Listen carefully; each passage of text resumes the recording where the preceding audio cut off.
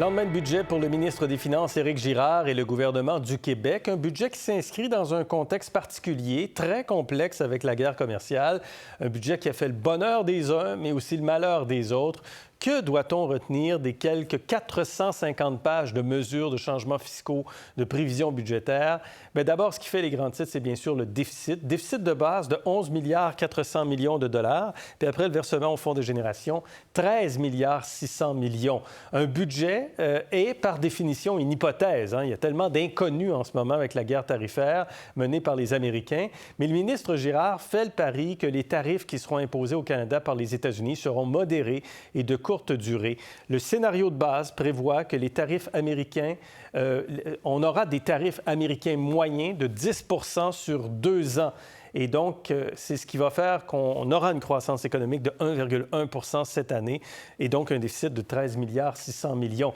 Mais si les tarifs, la moyenne est à 25 c'est une récession qui attend le Québec, selon Éric Girard, avec une baisse d'1 dixième % du PIB et un déficit qui serait à près de 15 milliards. C'est un scénario que plusieurs observateurs qualifient d'optimisme quand même, mais c'est le scénario de base sur lequel le gouvernement a appuyé donc ses projections.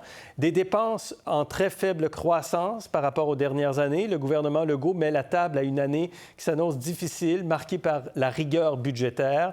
En santé, après des croissances de 6,3, 7,7, 4,2 on prévoit seulement 3 de croissance cette année.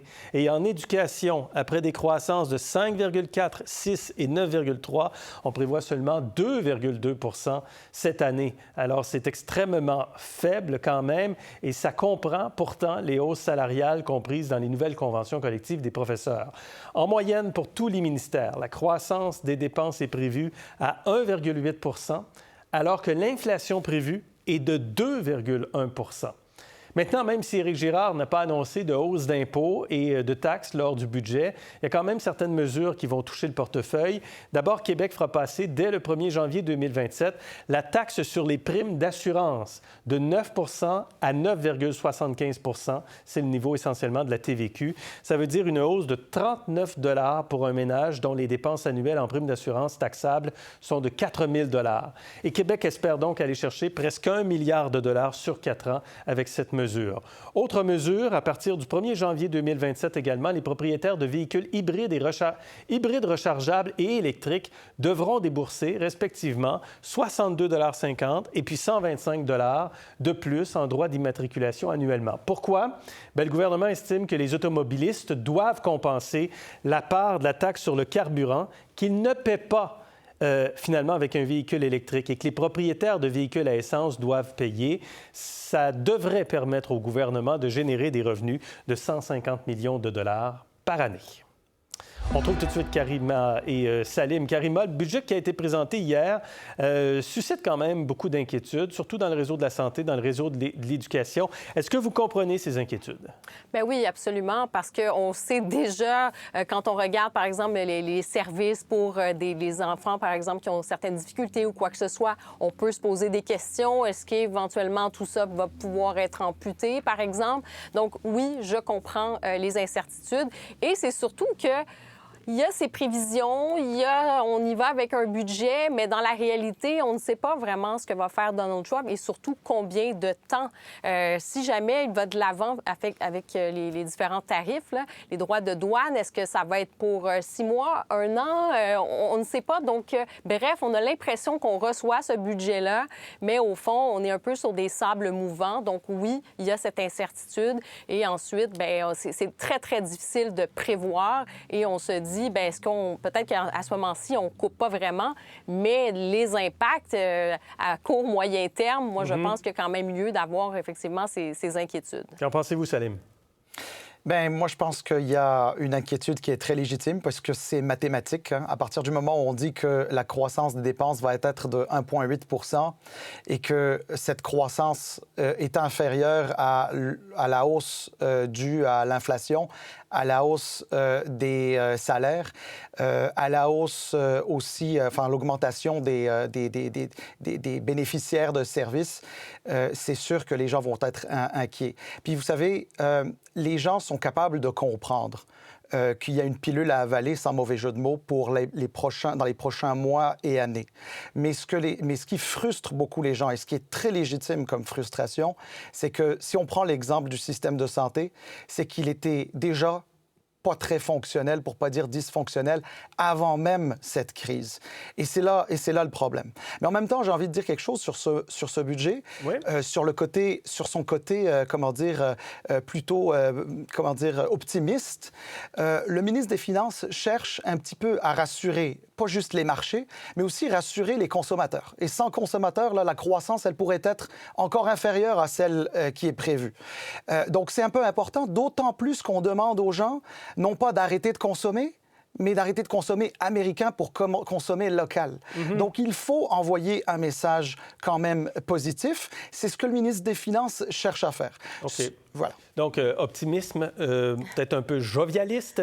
Hier, il était en entrevue à Zone Économie. Il nous parlait d'optimisation. On écoute. Les Québécois veulent qu'on gère, qu'on soit plus efficace, qu'on fasse de l'optimisation pour améliorer la qualité des services sans être obligé d'injecter des sommes ça, colossales. C'est votre mot, optimisation. Ça ne s'appelle pas compression, rigueur ou austérité, ça s'appelle optimisation. Bien, encore une fois, c'est mathématique. Il y a 3 de croissance de revenus. On a une loi à l'équilibre budgétaire. Donc, il faut que les dépenses croissent moins vite que les revenus. Est-ce que le mot optimisation, Karima, remplace avantageusement le mot austérité ou rigueur? Oui, c'est un peu ce que ça laisse entendre. Hein. On a l'impression qu'on met un mot comme ça ou que c'est quelque chose qui est un petit peu flou, même pour la population. C'est dire, OK, il y a des calculs, il y a quelque chose de mathématique, mais au fond, qu'est-ce que ça présage de la suite? Mais je veux juste revenir plus globalement sur le budget comme tel, parce que, vous savez, il y a aussi toute la question, des fois, on dit, bien là, les impôts, pourquoi on devrait, au contraire, monter les impôts ou quoi que ce soit? Moi, je regardais dans différents pays, notamment ce qui se passait en France. Mm-hmm. Et je pourrais vous dire qu'à chaque fois dans les budgets, par exemple, français, on va aller chercher plus d'impôts.